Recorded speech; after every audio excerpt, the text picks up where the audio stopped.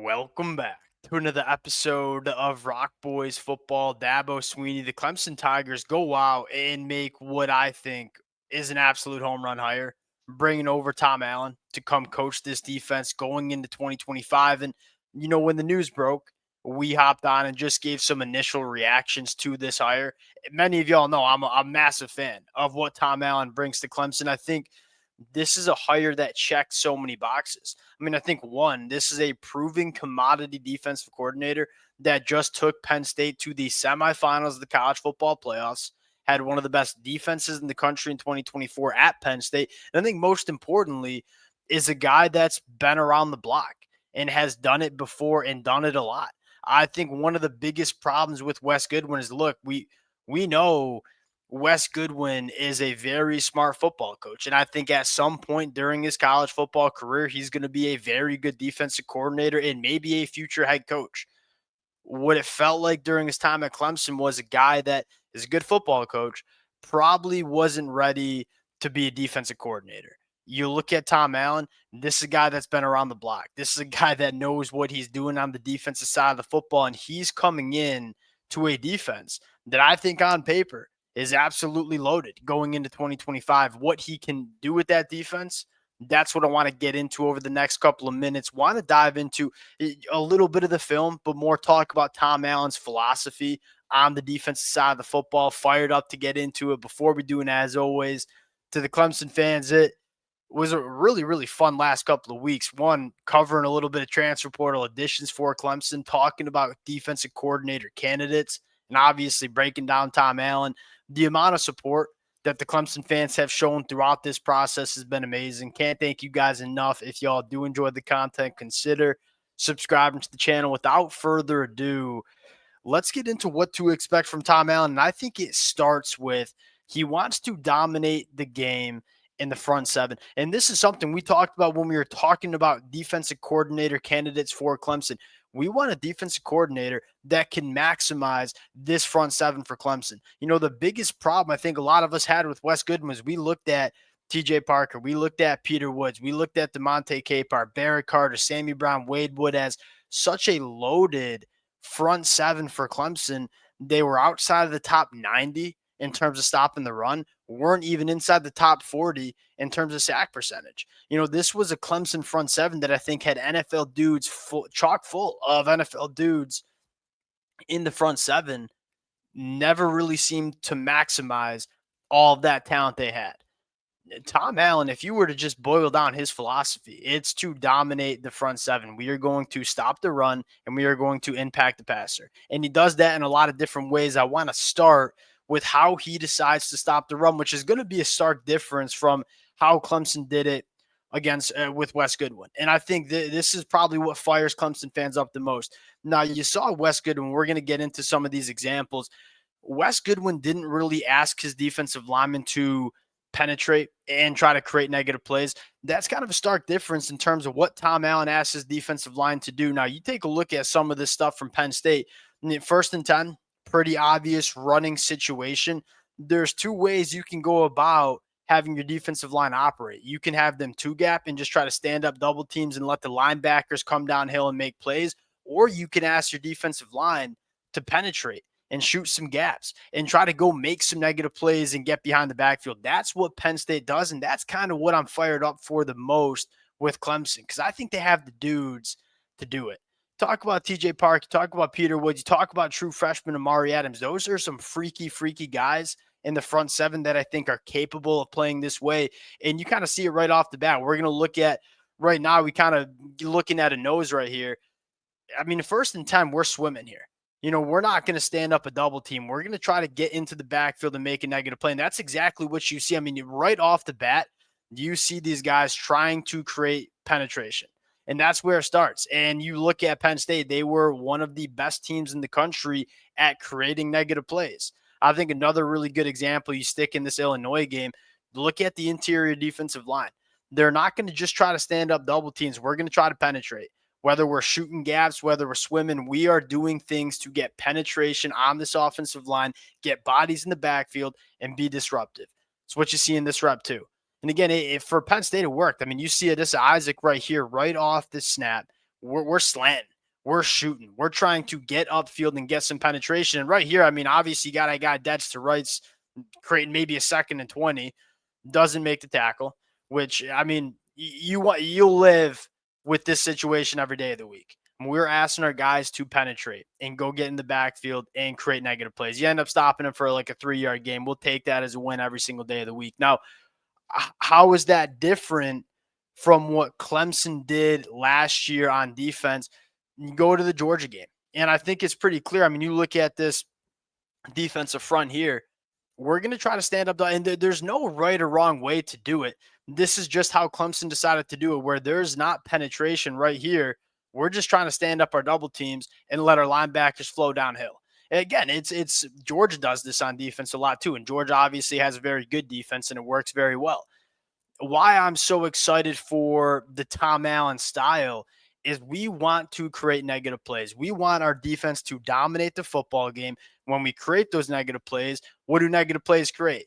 Creates 3rd and longs. And when you get into 3rd and longs, that's when Tom Allen likes to get aggressive, and that's when he likes to really impact the football game. And I think that's the second thing you want to talk about is how well Tom Allen disguises his pressures on these 3rd and longs. You start diving into a little bit back to the Penn State. We're going to show a bunch of different things right here. We're going to mug the line of scrimmage. And we got 1, 2, 3, 4, 5, 6, 7. You got 7 bodies right up and along the lines of scrimmage. Now, you don't, if you're opposing quarterback or an opposing offensive line, you don't know where this pressure is coming from. You don't know if they're all coming. You don't know if only 3 is coming and 4 are dropping. And you're going to see Tom Allen do this every single time. Like when we get you in 3rd and longs, we are going to try to, one, confuse the quarterback, confuse the offensive line, but we're going to try to make some impact plays that can change the game. You take a look at this one right here as it loads. Right off the snap, hey, we drop. We end up actually only bringing 4. One's going to be spying. We're going to drop 7 in coverage. Luke Altmaier has to drop his eyes. We're getting pressure on the quarterback. We're getting off the field on 3rd down. Now, very next drive, or I think this was the drive before here in this football game, we're going to give the same exact look. We're going to mug the defensive or mug up on the offensive line. 1, 2, 3, 4, 5, 6, 7 bodies all up on the line of scrimmage. Look, last time we dropped out, what are we going to do this time? Are we going to bring them all? That's what Tom Allen decides to do here. And it completely confuses the offensive line, and you're getting negative play and getting off the football field. You are going to get so many different looks from this Tom Allen defense. Now, what stands out to me about this, and this is kind of the fine line you have to walk as a defensive coordinator, is, hey, how complicated can we appear to be to an opposing offense while being pretty simple on defense and allowing our players to play fast and physical? I think Tom Allen walks this line better than anybody. Because you look at that Penn State defense, it was very clear. Nobody was confused playing football for Penn State's defense. This was one of the fastest defenses that you see in the country. And when you see a fast defense, I'll show you a defense that knows what they're doing on the football field. So being able to have a defense that looks complicated, that gives the opposing offensive line and gives the opposing quarterback a lot of problems, but also being able to allow your own defense to play fast and not put too much on their plate. It's a hard line for a lot of defensive coordinators to walk. From what we saw from Penn State, they walked that line really effectively. Last thing I want to show, disguising your coverage. This is the 3rd play from the line of scrimmage for Ohio State in this game in the regular season. What you're going to see here is we're going to motion out this wide receiver. We're going to have our cornerback follow. Will Howard thinks, hey, I'm looking at man coverage with 2 eye safeties. Well, that's not what that's what it looks pre-snap. And then you look and say, hey, it does look like man coverage pre-snap right here. Well, you look at number 7 right here. He's actually sitting in zone. He's going to get his eyes turned around to the quarterback, and we're going to go find the football. Again, this is a pick 6, changing games. I mean, these are type of game plays that can fundamentally change you games and win you college football playoff games and potentially win you national championships. Again, going back, Will Howard thinks we're getting man coverage. We're thinking, hey, no way can, I believe this is Jalen Kimber on the boundary. No way can he cover Jeremiah Smith with all this traffic. We're going to try to run a man beater right here. That's what he sees pre-snap. He feels pretty confident going there. And it looks like it's going to work. It certainly looks like when he's ready to throw this football, he's like, hey, easy pickings. We're going to move the chains here. Turn around, break on the football. Again, That's Will Howard. He's played 5 years of college football. He knows what he's looking at. He's not an easy quarterback to fool. Penn State fools them, takes a 10-0 lead. They obviously couldn't hang on. Defense kept them in that football game all game. Last thing that I really like. So we talked about this guy. I'm not doing great with these tabs right here. Disguising coverage. Number 4, personnel use. Tom Allen's creativity with a football player like Abdul Carter was next level. Yeah, Tom Allen came into this Penn State defense, and again, it was only a 1-year thing. Manny Diaz was the DC in 2023. He goes to Duke. Tom Allen's got 1 year with Penn State. Says, all right, we got arguably the best defensive player in all football in Abdul Carter. How can we maximize the impact on the football game? There's a lot of defensive coordinators that say, all right, you're just going to play off-ball linebacker for us, or you're just going to come off the edge, and that's all we're going to do with you.